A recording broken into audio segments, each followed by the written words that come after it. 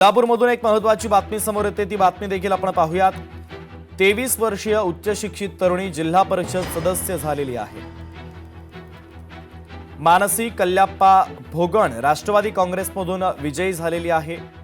23 वर्षाची ही तरुणी आहे। कोल्हापुरातील माणगाव जिल्हा परिषद मतदारसंघातून ती विजयी झाली आहे। मानसी आता जिल्हा परिषदेमध्ये कारभार सांभाळणार आहे। अवघी 23 वर्षांची ही तरुणी उच्च शिक्षित तरुणी जिल्हा परिषदेची सदस्य झाली आहे।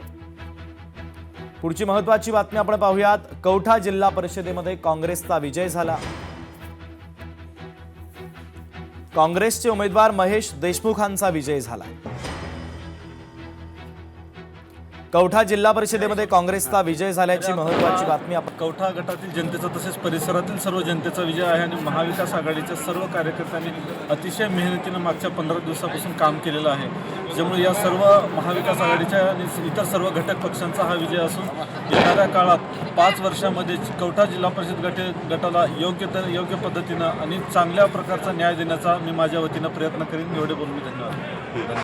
जनतेचा विजय असून खऱ्या अर्थानं हा कौठा गटातील जनतेचा तसेच परिसरातील सर्व जनतेचा विजय आहे आणि महाविकास आघाडीच्या सर्व कार्यकर्त्यांनी अतिशय मेहनतीने मागच्या 15 दिवसापासून काम केलेलं आहे। लोकशाही मराठी ऐका, पहा, जागरूक रहा।